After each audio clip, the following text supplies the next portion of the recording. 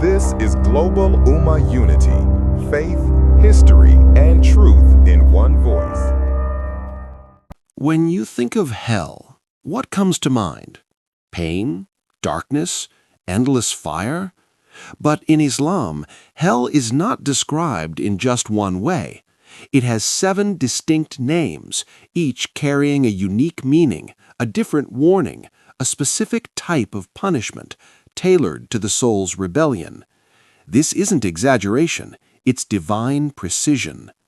Why 7 names? Because sins differ. Arrogance is not the same as hypocrisy. Violence is not the same as disbelief. Each name is a reminder that hell is not general, it's exact, it's fair, it's real. The Quran doesn't just scare you, it calls you to think. Indeed, Jahannam is lying in wait, a destination for the transgressors. Surah An-Naba 78, 21-22. Let's begin the journey through the 7 names of hell. Jahannam, the most commonly used name in the Quran. It represents the general hellfire, the place of deep torment for those who disbelieved, rejected the truth, and turned away. It's derived from a word meaning deep or abyss, a place that swallows pride and devours arrogance.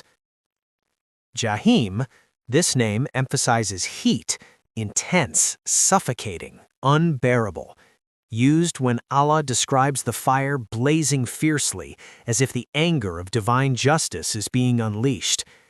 It is a fire that doesn't just burn bodies, it consumes egos.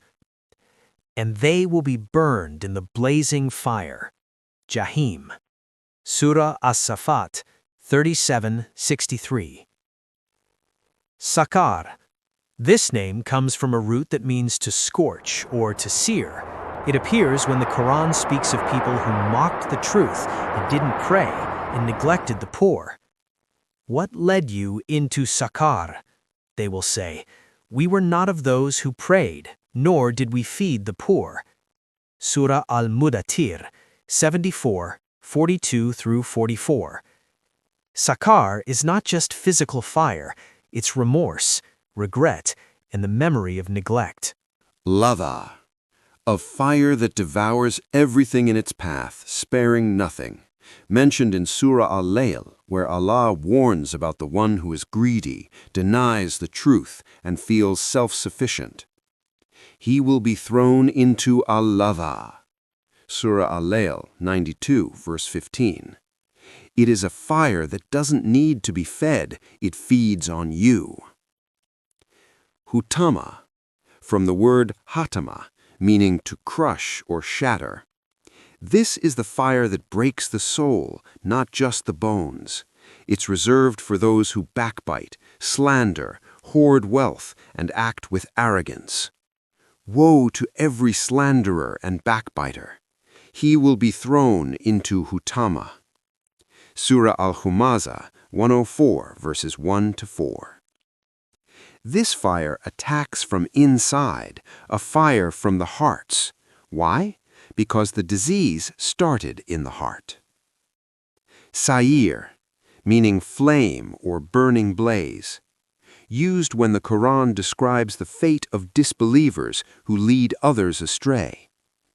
And the disbelievers, their place is in Al-Sa'ir. Surah Al-Fatir 35. Thanks so much for watching this video on Global Ummah Unity. If you learned something new today, don't forget to like, share, and subscribe.